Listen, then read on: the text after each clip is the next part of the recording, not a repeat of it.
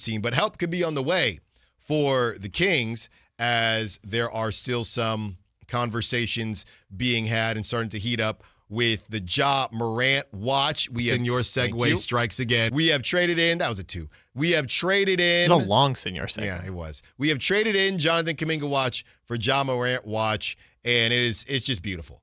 It's just beautiful. Kyle, let's hear from Mark Spears. This actually dropped yesterday, and Mark Spears always has these little nuggets, and that's why we love to hear from him. Let's hear from Mark Spears and what he is initially hearing about Ja Morant, not just his availability, what the interest level would be. Here it is. Talked to a couple GMs who told me, like last summer, every player on the Grizzlies was available for trade. That includes Ja and Jaren. Certainly curious to me that the Orlando Magic were able to make a trade with the Grizzlies. They got Desmond Bane, which made it apparent that they could have got Ja Morant and decided not to. 40 execs I talked to today said they really have no interest in trading for him. One said it was because it's a combo of contract and off-the-court issues. Another suggested that if Ja is traded, it'll probably be a problem star for a problem star. A couple of them also said that you need the right coaching staff to have such a mercurial star as him. And I asked one current NBA coach if he would like to coach Ja Morant. And he said, I'm not sure I'd want to. Doug Christie would love Ja. I'm just going to put that out there. Okay? Now, you got to compete defensively. But Doug Christie, I think that the way he goes about his business on court when Ja is in the zone like that, I think Doug Christie would love it. The defense part, I think, yeah, okay, fair enough. So that was yesterday, okay? This is today from Sam Amick. Quote, the Minnesota Timberwolves, per a team source, are one interested team, ditto for the Sacramento Kings. The Grizzlies' next opponent, the Houston Rockets, need a point guard after losing Fred VanVleet to a torn ACL in the preseason, but per a team source, are unlikely to pursue him. That's just a small sample size of what might be out there and not out there if the Morant sweepstakes ever actually begin. Now, based on whether or not the Morant sweepstakes will actually begin, Chris Mannix of NBA on NBC as well as Sports Illustrated says the Grizzlies are not interested in rebuilding and believe their star duo of Ja Morant and Jaren Jackson forms the foundation of a contender. Here's the quote. Going full rebuild may be out of the question, and the Grizzlies don't want to do that. They believe the Morant-Jaren Jackson Jr. tandem is the foundation of a contender. They believe a return to full health, Memphis already has been decimated by injuries, will lead to wins. This isn't a team looking to sell Morant. It's one looking to use the assets it has, including the bag of first-round draft picks it acquired from Orlando in the Desmond Bane trade last summer to add pieces around him. You know, when it goes to the window conversation, Ja Morant's 26. I'm assuming Jaren Jackson is around the same age. You have those draft picks, but it's funny, you almost need to look at the Nick Cliffords of the world because I don't know that you're trying to bring in a 19-year-old, right? There is enough of an age gap there to where there's a 19-year-old. I know Ja's only 26, but I don't know that Ja's going to be able to play for the next 5 to 7 years. He's already changing how he's played. You bring him a 19-year-old who needs all this help and, needs time to kind of get going here. Let's say a Jonathan Kuminga project type. I don't know if those timelines match up. So they're probably going to be low-level picks anyway if the Magic figure it out. So they're not really going to be taking, I don't think, huge swings on super young players, even if they're talented. The timelines don't match up. And if they do that and they do hit, now Ja is in a Trae Young situation on the outside looking in. Part of me believes that this is posturing on the part of the Grizzlies. It's still early. But the other part is this. Nobody wants to be the Sacramento Kings. And what do I mean by that? The Sacramento Kings just got clowned for what they did in moving De'Aaron Fox and the way that they moved De'Aaron Fox. Now, I believe De'Aaron Fox is better than Ja Morant. They both have had their injury issues lately, but prior to the recent issues with De'Aaron has been much more available than Ja Morant. I think he's a smidge older than Ja Morant, but I just think De'Aaron, and he got paid his big money. De'Aaron, based on how the game is changing, De'Aaron is going to play at a high level for a longer period of time. His jump shot is slightly better, right? Even though people are in San Antonio don't know what it's going to look like because they got 8,000 young guards and a bunch of young talent, I think De'Aaron, just on its face, I think he's better than Ja Morant. So with that being said, that price tag, and we don't have to dig that up again, but that price tag that the Kings got back, and the return that they got back for De'Aaron Fox has been, no disrespect to Zach LaVine, a bit laughed at throughout the basketball world. And nobody wants to be that, right? Nobody wants to be the jester of their respective space. And with that being said, I think the Grizzlies, some of it is posturing. I love my pie charts. Some of it is posturing, but I think some of it is the truth, because when you do hit on young talent, you want to make the most of it. And the same way we say, when is the next time the Kings are going to be able to get a De'Aaron Fox talent? When is the next time the Kings are going to be able to get a Ja Morant talent? In Memphis, which is fairly similar to the Kings as far as the market is concerned. I think the Kings, Sacramento is a bit bigger, but maybe I'm biased. When are they going to get another Ja Morant talent? When are they going to get another Jaren Jackson talent? They can get picks, but if anybody knows that you can trick off picks, it's Sacramento Kings fans. So I do think some of this is posturing, but I think there's also an appetite from the Grizzlies to make this work, because right now he doesn't have great value. If the Grizzlies want to sell on Ja Morant, they need him to look a bit better, because right now you're going to lose him for a return that might be similar to De'Aaron Fox, probably worse. And if he does figure it out somewhere else, you're going to have egg on your face because it was a good deal. If you're going to sell for Ja Morant, you probably want a better price tag, because your choices are, going back to Sacramento, your choices are losing out on a talent that you're never going to get in free agency. You have to draft talent like that. So your choices are losing that talent, okay, and losing that talent at a lesser price, and then him figuring it out. So I don't think that the Grizzlies are completely closed for business, but I definitely don't think they want to sell at a low price right now, because your choices aren't great when you're in Memphis. If this was LA, yeah, we can go get another Ja Morant tomorrow. But you're Memphis. You're going to have to draft somebody, and with those picks, if the Magic figure it out, and maybe it's just your own pick. I got to double check what they have. Memphis owns their own pick this season. So I don't know, Kyle. I mean, you got a decision to make, right? Memphis has all of their picks going forward. So, I mean, and this is what we talked about yesterday. Do you think any of those picks will be as good as Ja Morant? Maybe you're just willing to take that chance. If you're not willing to take that chance because you believe in Ja Morant's talent, then you're definitely not going to sell low. So I think at the very least, they're not going to, and I know we keep saying on the Sacramento side, we want this to get ugly. We do want this to get ugly. But if I'm Memphis, we want this to get better so we can get a better return.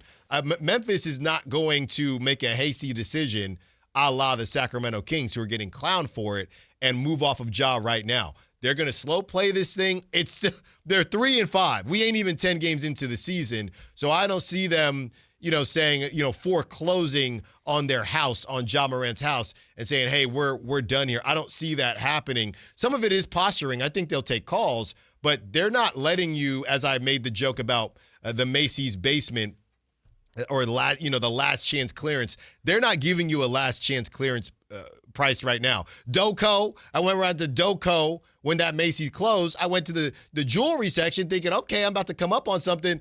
I thought, are y'all going to transfer this jewelry somewhere else? Because I thought it said last chance, right? These prices not what I thought it was. I go over to the nice section. I'm trying to get my Lacoste. I love the little alligator. I'm thinking, isn't this supposed to be last chance? This Ralph Lauren? This just looks like a normal sale. Aren't y'all going out of business? Obviously, they were going to send their stuff somewhere else. But right now, Kyle, I think people are trying to get a bargain bin clearance deal on Ja Morant. And if I'm the Grizzlies, I'm not going. I'm not going right now. Yeah, so this is kind of the tough situation the Grizzlies are in, is if you're shopping Ja Morant, are you going to get a team willing to give you, and you don't want to do the picks thing, are you willing to have a team give you a Ja Morant quality star in return, which is why Mark Spears made the point it's probably a disgruntled star for a disgruntled star. And who is that outside of Trae Young, by the way, or Darius Garland? If Darius Garland for Ja in Cleveland, I just don't know what. Not to get sidetracked, I just don't know why Cleveland would do that. But Cleveland. We brought up the trade situation earlier. Does Cleveland decide, watching the Pacers, we actually need to go the 10 deep model and say we're Sacramento? It's like, we'll take DeRozan because we can have DeRozan offense defense with DeAndre Hunter. We can have Keon offense defense with Donovan Mitchell. We can have Lonzo Ball and Schroeder, and now all of a sudden our point guard position is quality. And DeRozan talked about, hey, I love playing with Lonzo Ball. Maybe that works it out. But that's not getting Ja. No, it would be like a 3-team. Like they're selling Darius Garland, and Memphis still wants to compete. I see what you're saying. Like that's the only world I see something like that happening for Cleveland. Cleveland ain't taking no Ja Morant. That I feel pretty. No, that's what I thought you were initially saying. No. It would be like Cleveland wants the secondary package, right? Because Cleveland, again, not to get in the weeds, but Cleveland's got to get under the second apron. So they got to trade either Jared Allen or Darius Garland. Right. But to the point about Ja, if the two options are Minnesota and Sacramento, at least in terms of interest that Sam Amick talked about, your trade package is built around either DeMar DeRozan or Jaden McDaniels, and neither of those players are the caliber of Ja Morant. So unless you're getting something greater in return, you're getting a fringe point guard, either Dennis Schroeder or Mike Conley, which honestly Memphis might like Mike Conley finishing his career in Memphis, find your way back around. But you're getting a fringe point guard. You didn't say Rob Dillingham.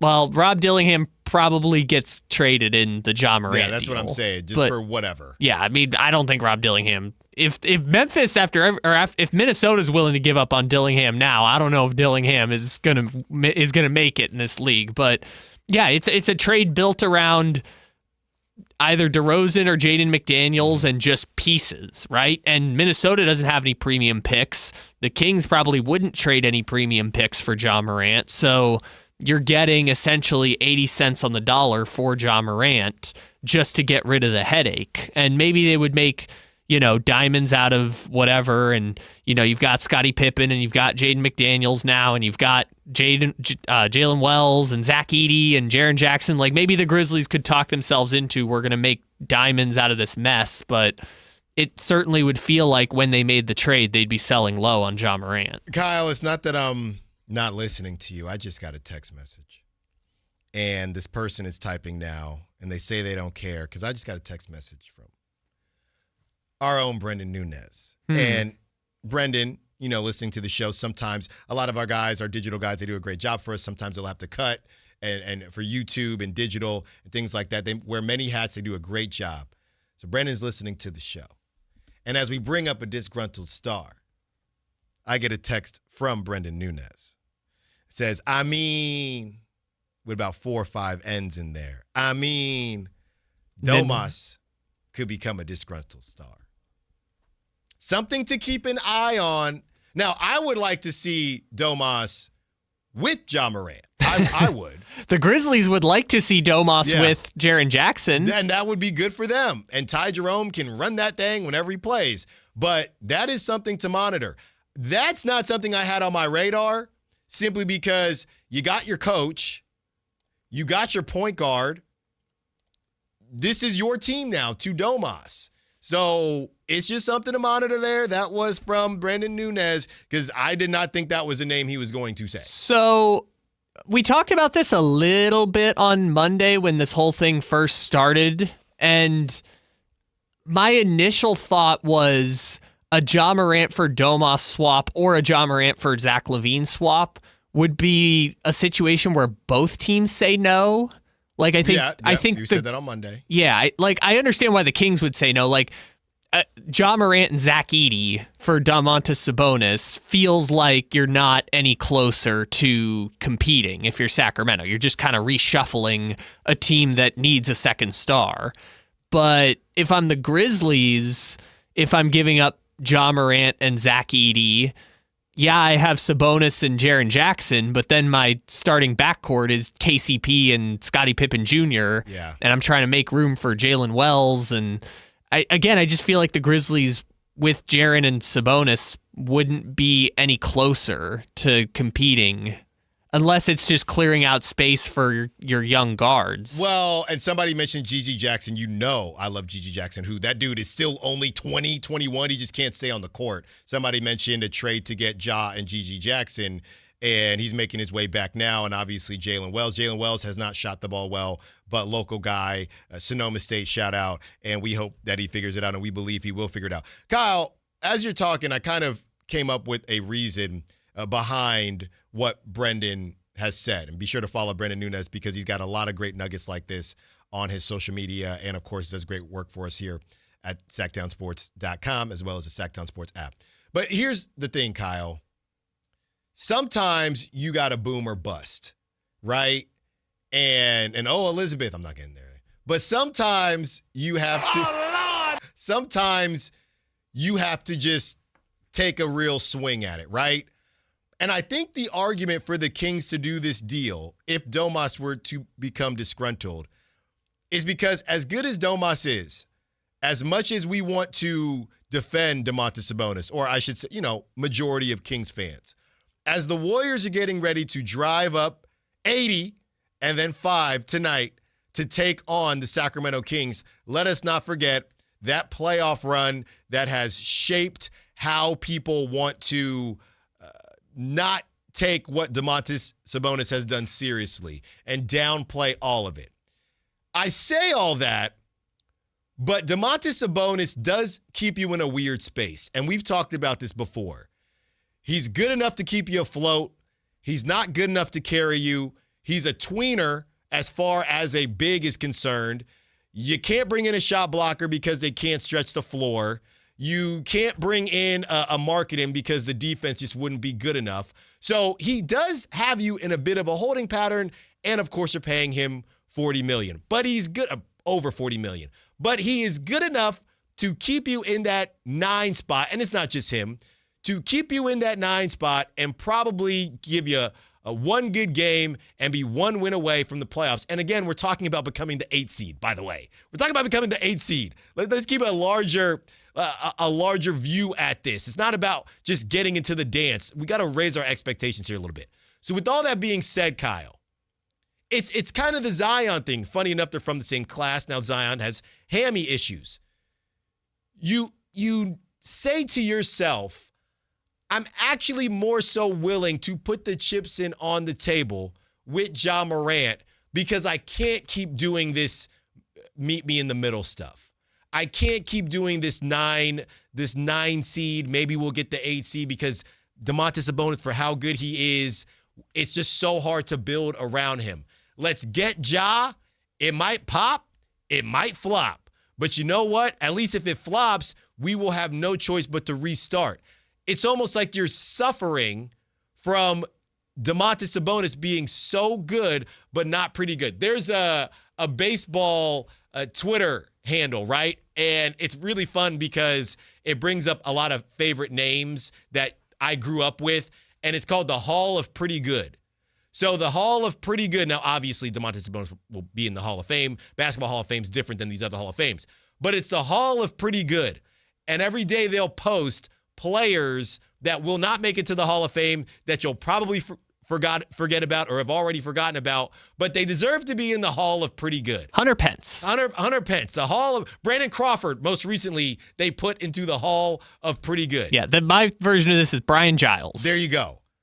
So Domantas Sabonis, how he plays right now is the equivalent to the Hall of Pretty Good, which has kept the Kings stuck. Now, I don't know that Ja Morant is that much better than Domantas Sabonis, but we know that he has been better at his height. So if you are willing to take that chance and say, you know what, I know this might flop, but at least it will force us into a conversation of us restarting this thing anyway, if we continue with this Domantas Sabonis thing, we're probably going to continue to be just good enough to give people hope, which some might argue the Kings don't mind because it keeps butts in them seats, and you still get an XXL shirt for playoffs. By the way, I got one of those shirts, Kyle, for the start of the season. They had the Fear the Roar or Respect the Roar, whatever it is. So I got one of those shirts, and it fits pretty well. I'm going to give the other one to my mother. So eventually it's just going to be Acknowledge the Roar. Acknowledge the Roar. So with all that being said, I don't know if that's the best way to look at it, but Domantas Sabonis kind of handcuffs you because he's good. He's really good. He's the Hall of pretty good, but he is just not good enough to take you to the promised land. And the Kings have tried. This would be the third iteration of building around or attempting to build around Domantas Sabonis. And if it doesn't work, sometimes it just doesn't work. Other guys now, if somebody else wants to pay that amount of money for Domantas Sabonis, I don't know how the wine industry is in Memphis, Tennessee, but maybe you look at it. That is my argument. And now again, this is me being debate Allen. I'm not necessarily saying I would do it, but that would be the argument to do it. Well, let's flip it from the Sabonis conversation to the Ja Morant conversation. Do you think a core for a 2-year run of Ja Morant, Zach LaVine, DeMar DeRozan, Keegan Murray, and Zach Edey is really going to make any much more of a dent than the previous version that we have now? Here's the thing, Kyle. Because of that center position, here's my argument. Removing Domas gives you a lot more flexibility to create the center position as you now want it. You're saying Zach Edey doesn't have to be Zach Edey. I mean, they're probably going to have to take him back in the trade, though. But even if you get Zach Edey, we know he is kind of a plotting big man, right? So you know his limitations. Domas is like a jack of all trades, which makes it tougher. Jack of all trades, master of none. He's a master at rebounding, but you would know, cool, we have this plotting center. Now we can go out and get a Lauri Markkanen, whoever, because we know what Lauri's going to do and what Zach Edey's going to do. With Domas, he's not a tweener. Zach Edey's not a tweener. We know all these guys, right? Drizzy back in the day before he lost to Kendrick. They tell me pick a lane, pick a lane. Domas doesn't really have a lane besides a lot of people calling him the Diet Jokic. And the Diet Jokic, I guess I don't know what Şengün has done. He's turned into, I don't know what the hell Şengün is. He's now the Diet Jokic. And I guess Sabonis is the Jokic Zero, like the Pepsi Zero. So I don't know what to do with that. But my point is, it's really hard to build around him. And even if you took back Zach Edey, who is not better than Domantas Sabonis, it gives you more freedom to build a team that might make more sense. That was the quickest 25 minutes I've ever had. On the other side, let's take your calls, your texts. Am I crazy? It's not me. Ken on the chat says, stop trying to trade Domantas Sabonis. Ken, I try to trade everybody. It's not personal. And I don't even know if I want Ja Morant. 916-339-1140. On the other side, are you tired of the Kings being in on every disgruntled star? Can't we just get our own? Well, they normally trade them. Allen Stiles, Sactown Sports.